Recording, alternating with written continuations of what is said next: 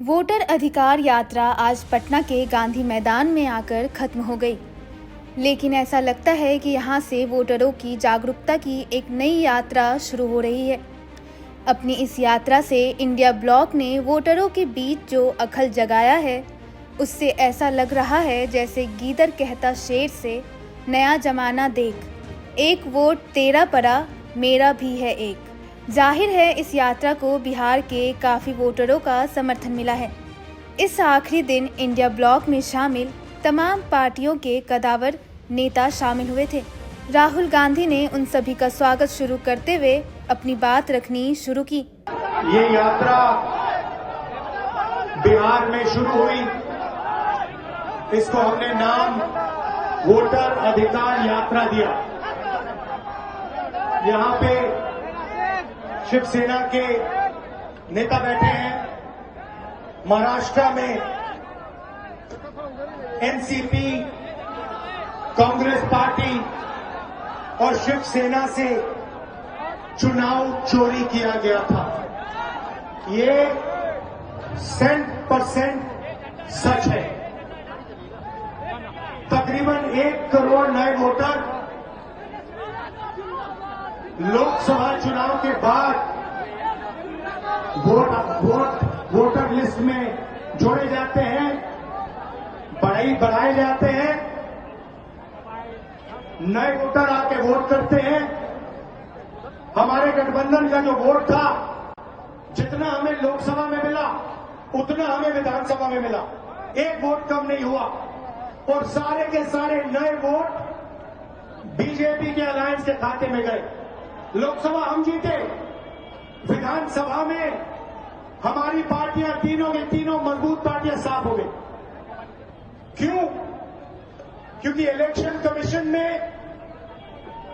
और बीजेपी ने मिलकर वोट चोरी की। उसके बाद हमने साफ दिखाया, महादेवापुरा में बेंगलोर सेंट्रल की सीट में हमने साफ दिखाया कि एक असेंबली में 1 लाख से ज्यादा फर्जी वोटर थे। बेंगलोर सेंट्रल में 7 विधानसभाएं हैं, 6 में हम जीतते हैं, कांग्रेस पार्टी जीतती है। जहां पे 1 लाख फर्जी वोट थे, वहां पे हम साफ हो जाते हैं और उसी असेंबली के कारण बीजेपी लोकसभा जीत जाती है। हमने ये प्रेस कॉन्फ्रेंस में दिखाया, डेटा के साथ दिखाया। इलेक्शन कमीशन हमें वोटर लिस्ट नहीं देती, वीडियोग्राफी नहीं देती। हमारे लोगों ने कागज की वोटर लिस्ट से फोटो मिलाकर, नाम मिलाकर, एड्रेस मिलाकर यह काम किया। 4 महीने लगे, 16-17 घंटे काम किया और हमने देश के सामने सबूत रखा। ब्लैक एंड व्हाइट में हमने सबूत रखा। बिहार के युवाओं को मैं कहना चाहता हूं, ये बिल्कुल सही बात है। देखिए, वोट चोरी का मतलब अधिकार की चोरी, वोट चोरी का मतलब आरक्षण की चोरी, वोट चोरी का मतलब रोजगार की चोरी, वोट चोरी का मतलब शिक्षा की चोरी, वोट चोरी का मतलब लोकतंत्र की चोरी, वोट चोरी का मतलब युवाओं के भविष्य की चोरी। ये वोट नहीं ले रहे, ये आपकी जमीन, आपका राशन कार्ड, सब कुछ उठा ले जाएंगे, अदानी अंबानी को दे देंगे। भाई और बहनों, जिन शक्तियों ने महात्मा गांधी की हत्या की, वही शक्ति इस संविधान की, अंबेडकर जी के संविधान की, गांधी जी के संविधान की हत्या करने की कोशिश कर रहे हैं।